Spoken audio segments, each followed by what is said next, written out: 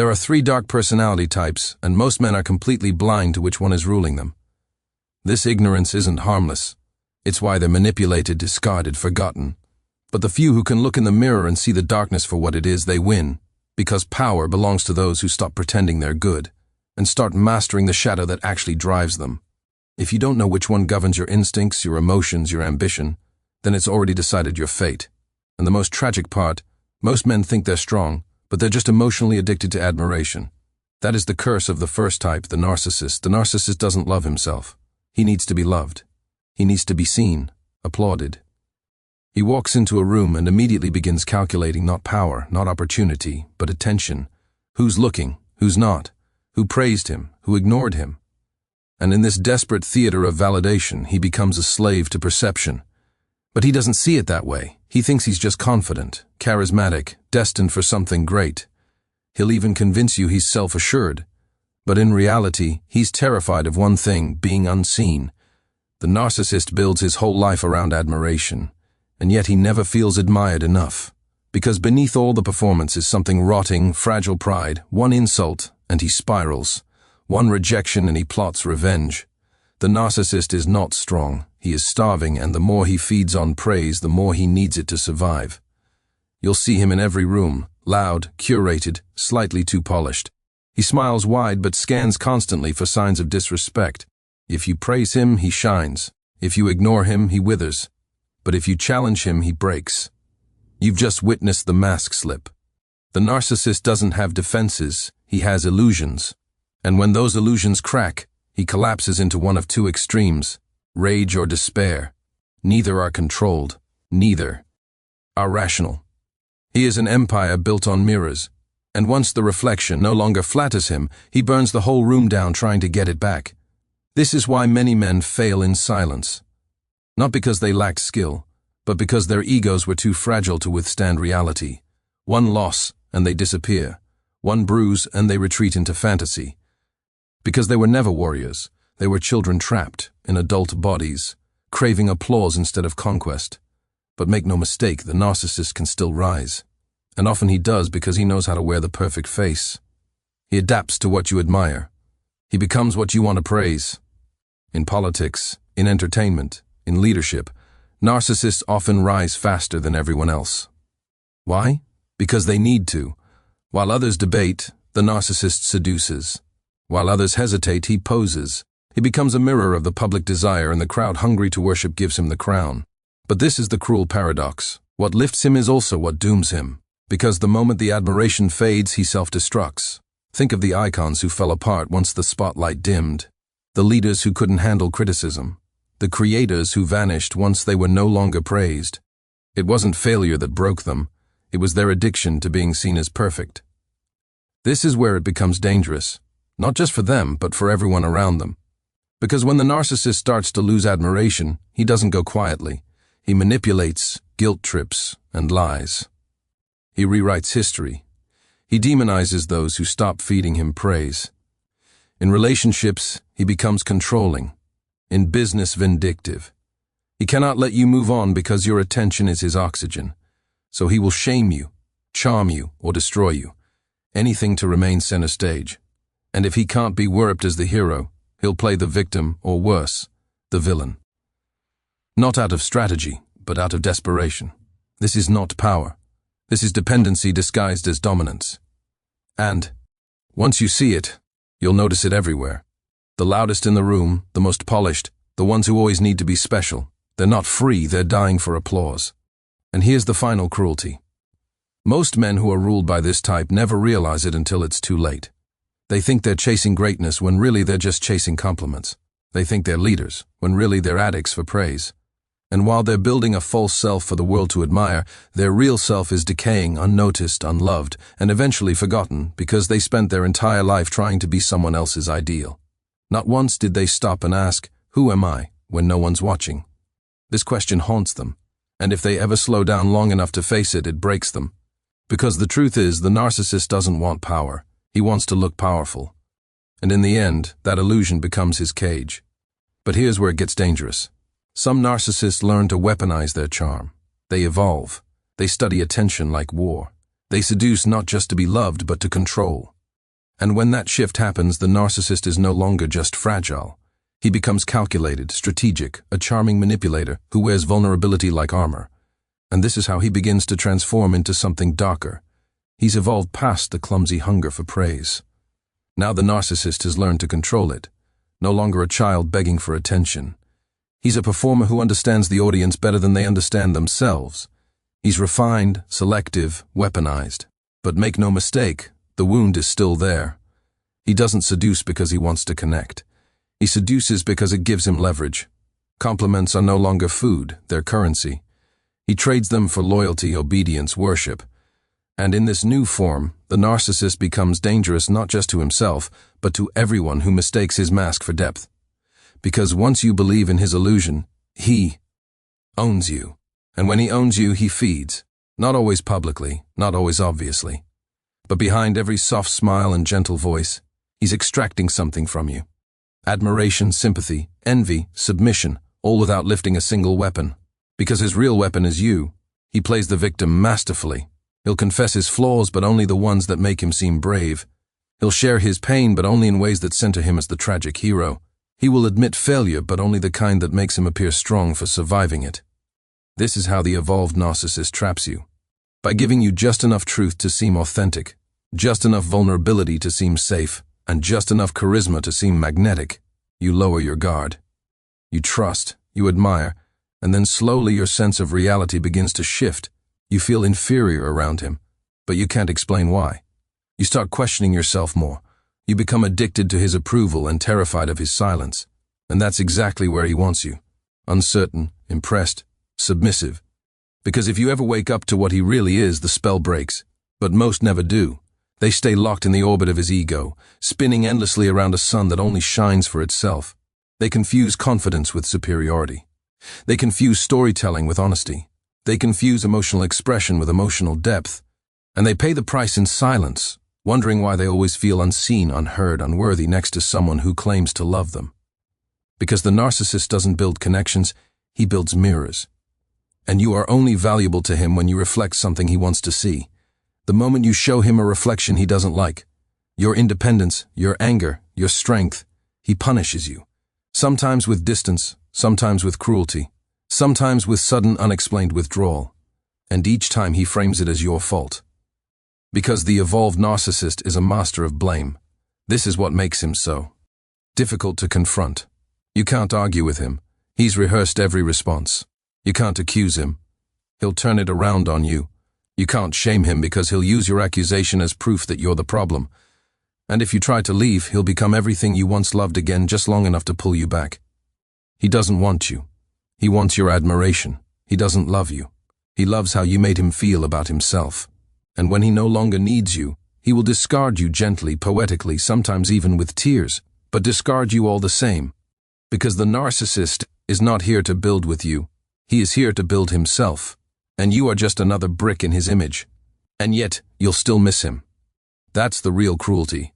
Even when you see him clearly, even when you understand the manipulation, even when you finally walk away, something in you will ache. Because the narcissist is an expert in imprinting himself onto your psyche. He'll be the first to say something no one else ever dared to say. He'll be the only one who noticed that one detail you always hid. He'll remember things no one else remembers. And he'll give you a taste of being completely seen before snatching it away. That is the drug. And once you've tasted it, everyone else feels dull. That's what he counts on. Because even if you hate him, if you remember him, he still wins. But the greatest tragedy, the narcissist, doesn't even know who he is. For all the masks he wears, for all the identities he crafts, for all the people he mirrors, the core is hollow. There is no stable self, just shifting images, trying to catch a glimpse of something real. He is both master and prisoner of the performance. And eventually, when the crowd is gone, the applause fades and no one is watching. He's left with silence. And it terrifies him because in that silence there is no reflection, just the haunting question, who am I? If no one's looking and he has no answer. So he starts performing again. Another audience, another stage, another mirror, always running from the stillness that would force him to see the truth. And now you must ask yourself, does this type live in you? Are your goals truly your own? Or are they just bait for applause? Do you act for yourself or for the version of yourself you hope others admire? Do you crave growth or the appearance of growth? Because if you lie to yourself here, you'll never escape the narcissist cage. You'll spend your life performing, pleasing, posing, and dying inside. But if you answer honestly, something rare happens. You stop acting and you start becoming. But the path to that clarity is brutal, because once you destroy the illusion, another darker one waits underneath it. Most people never make it past the narcissist phase. Their entire lives are lost in the performance, addicted to admiration, enslaved by their own image. But a rare few evolve.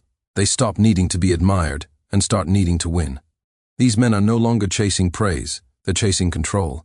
And in this cold evolution, the second type is born, the Machiavellian. He doesn't care if you love him, he doesn't care if you fear him, he only cares that you obey him. While the narcissist wants attention, the Machiavellian wants leverage. He studies people like blueprints. He speaks only when it moves the board. He trusts no one because he knows the game is not about being liked. It's about being untouchable.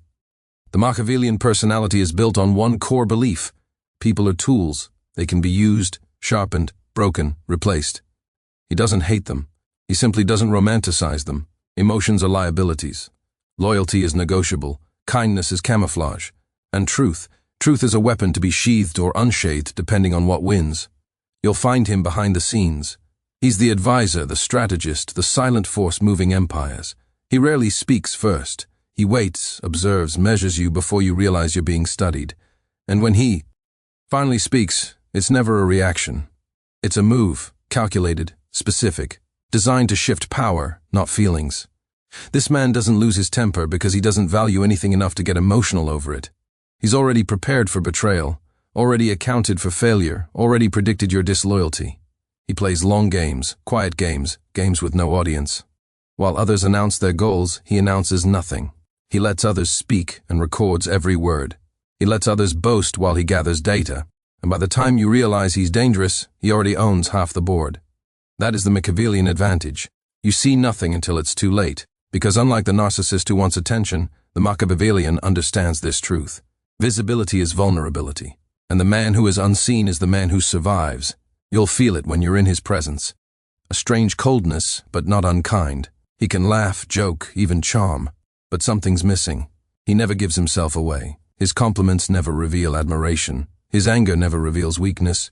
His stories never reveal strategy. You leave the conversation thinking you've connected, but you haven't. He gave you a version of himself he wanted you to see while learning everything he needed to know about you. And that's the secret. The Machiavellian is always gathering power. Not brute force, not charisma, but position. And once he has enough, he doesn't fight. He traps. You find yourself outmaneuvered, outthought, cornered, and you never even saw it coming. But here's what separates the Machiavellian from the naive manipulator. Restraint. He doesn't act on impulse. He doesn't use force when deception will do. He doesn't burn bridges unless the fire clears the path. Every betrayal is timed. Every alliance is conditional. Every word is loaded with hidden meaning. This is not chaos, it's precision. And that's what makes him terrifying. He's not cruel, he's efficient. If hurting you moves the board, he'll do it with elegance. If helping you wins loyalty, he'll do it with sincerity. You'll never know which side of him you're facing because he's not on a side. He's playing above the board entirely, watching everyone else scramble while he decides what move ends the game. And yet, even this type is not immune to danger. The Machiavellian may master others, but he risks one fatal weakness, believing he's always the smartest man in the room. Arrogance wrapped in strategy is still arrogance. And once he begins to underestimate, once he believes his traps are infallible, once he trusts in the superiority of his own mind, he slips, because even a perfect plan once revealed becomes a target. And the greatest power is always the power you hide. This is the paradox of the Machiavellian. To win, he must never show his hand. But if he plays too long, too cold, too high above, he forgets what the game was even for. And in that detachment, his empire rots from within. The question now is not whether you know someone like this. It's whether you are becoming him. Have you begun to see people as levers instead of lives? Do you watch more than you speak? Do you feel detached, calm, surgical, even in chaos? And more importantly, do you like it? Because if you're evolving from a narcissist into a Machiavellian, you may feel stronger, smarter, even unstoppable. But be careful. This type pays a heavy price. No connection, no peace, no true alliance, only advantage, only survival.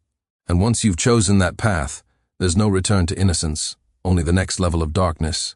He doesn't trust you. He doesn't trust anyone. And that's what keeps him sharp. The Machiavellian wakes up already playing the game before he checks his phone, before he speaks a word.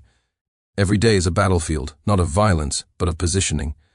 He doesn't need to scream to be feared. He just needs to know what you want. Because the man who knows your desire owns your decisions, and the Machiavellian has perfected this. He studies the people around him like a scientist. He learns their insecurities, their hunger, their guilt, not to heal them, to use them. His relationships are blueprints. His favors are traps. His silence is strategy. And when the time comes to strike, he doesn't raise his voice. He pulls one thread, and the whole illusion collapses. This man understands what most men never will. Control is more powerful than affection. Influence is more lasting than intimidation. If the narcissist needs to be adored and the brute needs to be obeyed, the Machiavellian simply needs to be obeyed without resistance. That's what makes him dangerous. You'll think it was your idea to submit. You'll think you trust him because you chose to. But every word you heard, every compliment you received, every story he told was engineered not for your approval, for your compliance. He doesn't need to convince you. He just needs to build the environment where resistance feels exhausting and agreement feels natural. And when you realize you've been led, you'll be too deep in the web to escape. But this isn't about petty manipulation. The Machiavellian doesn't waste time on emotional games. His vision is bigger than attention or revenge. He wants empire, control over the entire board, not just one piece. And that's why he often rises. In business, in politics, in war, the cold strategist is always behind the throne, if not seated on it. He calculates not just people, but systems. He finds the weakest hinge in the structure and applies pressure. He doesn't need a throne to rule. He just needs the man on the throne to owe him a favor. And that's the genius. While others chase power directly, he acquires it indirectly through debts, secrets, and silence. He doesn't fight to rule the room. He makes the one who rules the room ask him what to do next.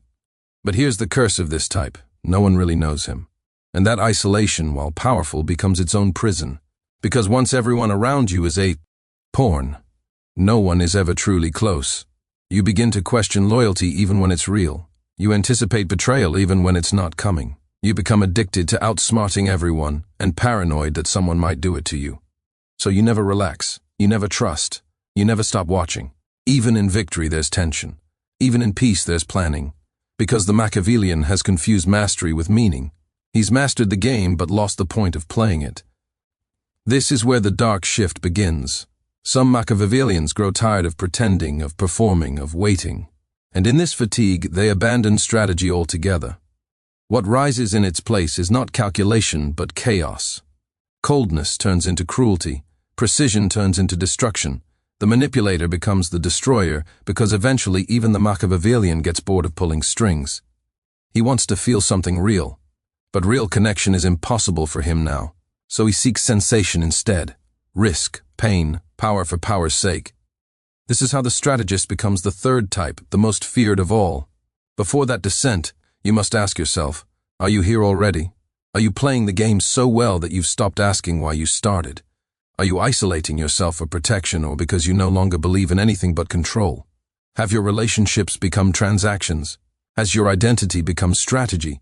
Because if you're already living in the mind of the Machiavelli, then you know how it ends. Cold victory, silent rooms, no trust, no peace. Just a mind that never stops turning. And a world that never feels safe enough to let it rest. And from here, the next phase isn't higher. It's deeper into something more primal, more ruthless, and far less human. He doesn't need your approval. He doesn't need your loyalty. He doesn't even need your attention. The third type has moved beyond games entirely. The psychopath doesn't plan like the Machiavellian or crave admiration like the narcissist. He acts pure impulse, pure will, pure dominance, no guilt, no shame, no hesitation. While others are stuck calculating risks, he's already in motion, and by the time they process what's happening, it's already over. The psychopath is not concerned with reputation. He isn't weighed down by fear, regret, or self-doubt. And that's what makes him deadly. He is the embodiment of detachment. Not spiritual, but surgical. A man who feels nothing except the thrill of power when others flinch. You won't recognize him at first. He doesn't always look like chaos. In fact, he's often calm, too calm. While others rage or panic, he watches eyes cold, fixed, unreadable. He doesn't over-explain. He doesn't justify. He simply moves through problems, people, consequences as if they don't exist. And to him they don't, because conscience is a weight, emotion is a leash, the past is irrelevant, only the next move matters. That's why he can lie without blinking, hurt without guilt, destroy without pause. It's not personal, it's not even malicious, it's instinct. The predator doesn't hate the prey, he just doesn't care if it bleeds. You'll find him wherever there's chaos, not hiding from it, but walking straight through it. While the narcissist freezes without applause, and the Machiavellian waits for the perfect moment, the psychopath creates the moment. He thrives in fire, in unpredictability, in war. And the more unhinged the world becomes, the more powerful he feels. He doesn't panic when the rules break. He breaks them first. And this gives him an advantage that terrifies weaker men. He is willing to go further, cross lines, ignore laws, silence morality. Because to him, limits are not ethical. They're optional, and most people's restraint is just another weapon for him to exploit. But this is not stupidity. The psychopath is not a brute. He's calculated, focused, and often highly intelligent. He knows what you expect him to feel, and he mimics it flawlessly. He can say the right words, show the right face, even cry if necessary. But it's all performance inside. Nothing moves, nothing sticks, because to feel is to be vulnerable. And he removed that part of himself long ago. Maybe through trauma, maybe through choice. It doesn't matter. What matters is that now he is ungoverned by conscience. And this allows him to do what others can't. Walk into the storm unshaken and bend it to his will. Not because he's brave, but because he doesn't care if he dies doing it. This is why the psychopath often becomes the king when empires fall. When the old rules no longer protect the weak, when institutions collapse, when fear spreads like wildfire, he rises. Because everyone else is paralyzed by consequences, but he has none. While others negotiate, he takes. While others hesitate, he strikes. And even those who see him clearly often still follow, not out of love, but out of awe. Because deep down, people admire what they fear, and they fear what they cannot predict. That is the psychopath's gift. You never know if he'll spare you or smile as he ends you, but there's a cost. The psychopath gains control but loses humanity. He might win the war but walk off the battlefield alone. He might build the empire but sit on the throne in silence because no one trusts him, no one loves him, no one stays. He is a storm that passes through, leaves bodies in its wake, and moves on untouched. His name may echo in history, but no one will grieve him when he's gone. And the truth is, he doesn't care. That's what makes him tragic. He doesn't want to be saved. He doesn't believe in salvation. He only believes in strength, in dominance, in the raw, merciless force of will that bends the world to its knees. And once you embrace that mindset, it's almost impossible to come back. Still, many try to wear the mask. They imitate the posture, the coldness, the stare. But pretending to be a psychopath is not the same as being one, because when real chaos hits, most men flinch, most men beg, most men break.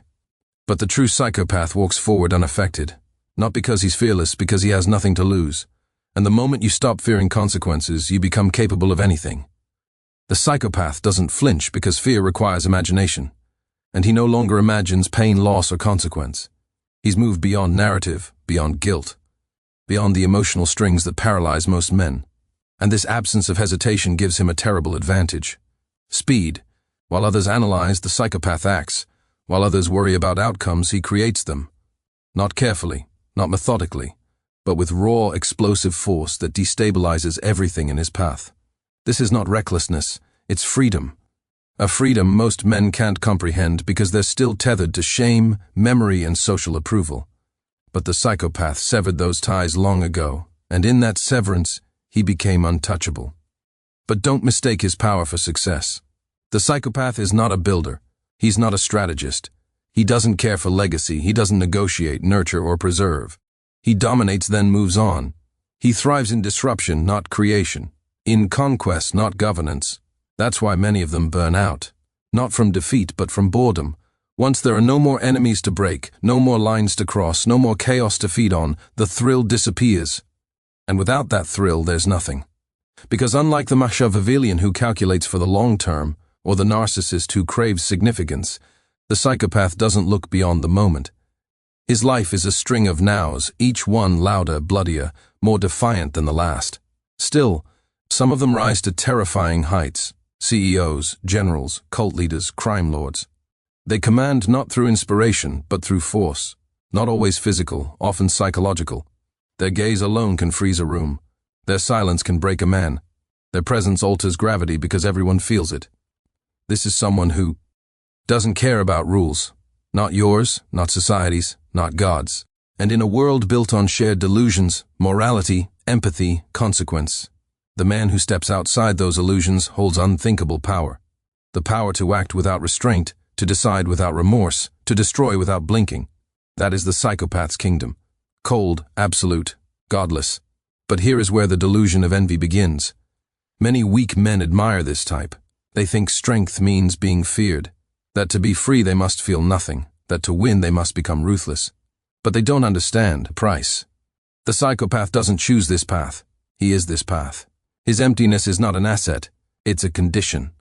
And it comes with a quiet torment most can't see. Disconnection, the inability to love, the inability to feel joy, the inability to belong. He may rule the room, but he'll never feel at home in it. He may break every enemy, but he'll never feel peace because there is no peace without attachment. And he's already killed everything in himself that could attach.